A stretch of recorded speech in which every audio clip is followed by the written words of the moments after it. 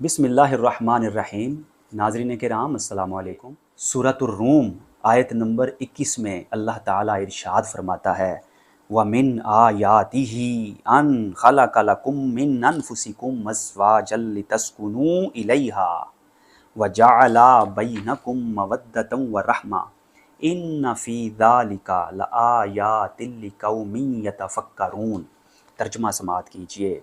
और उसी की निशानियों में से है कि उसने तुम्हारे लिए तुम्हारी ही जिन्स से जोड़े पैदा फरमाए ताकि तुम उनके पास सुकून पाओ, और उसने तुम्हारे दरमियान मोहब्बत और रहमत पैदा फरमा दी। यकीनन इसमें निशानियां हैं उन लोगों के लिए जो गौर व फिक्र करते हैं। अब इस आयत में अल्लाह रब्बुल इज़्ज़त ने कैसी कैसी हिदायत अता फरमाई हैं, कैसी कैसी तालीमात इरशाद फरमाई हैं, ज़रा मज़ीद इसको हम देखते हैं, मुलाहज़ा कीजिए और समाअत कीजिए।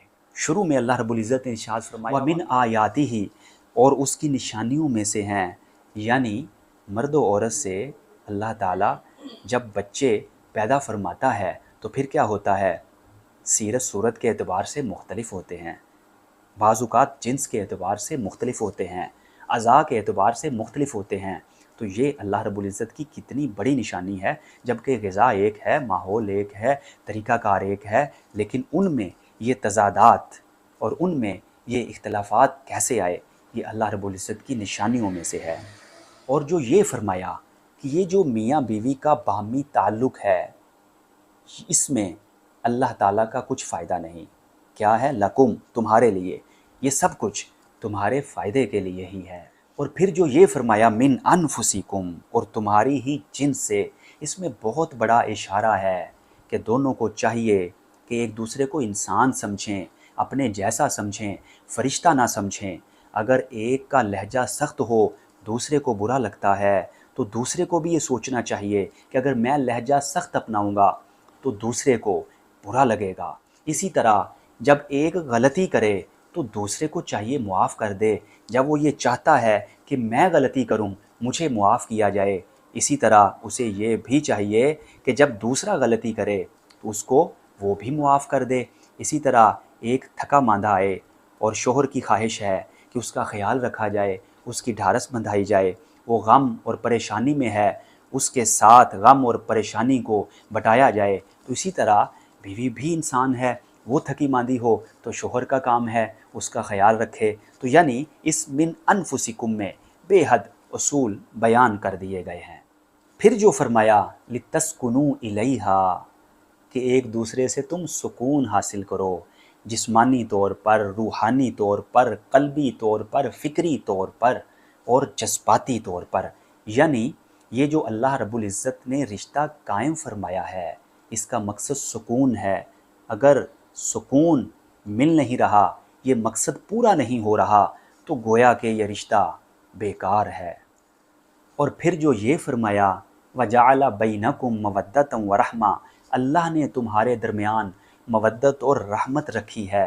तो इससे ये उसूल अक्स होता है कि देखिए कि ज़ौजैन में से एक किसी और जगह का रहने वाला है, दूसरा किसी और जगह का रहने वाला है, एक की बरादरी कुछ और है, दूसरे की बरादरी कुछ और है, एक का तरीक़ाकार कुछ और है, दूसरे का तरीक़ाकार कुछ और है, एक की जिन्स कोई और, दूसरे की जिन्स कोई और, एक के अखलाक़ व किरदार और आदात और तरह की हैं, दूसरे के अखलाक़ व आदात और तरह की हैं। लेकिन ये अल्लाह ताला की निशानी है, ये अल्लाह ताला का करम है कि उनके दरमियान मवद्दत और रहमत रख दी।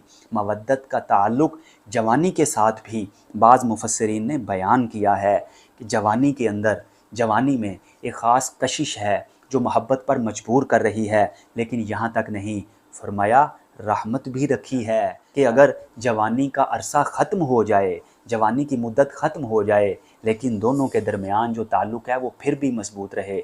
वो कैसे मजबूत रहेगा? अल्लाह की रहमत से।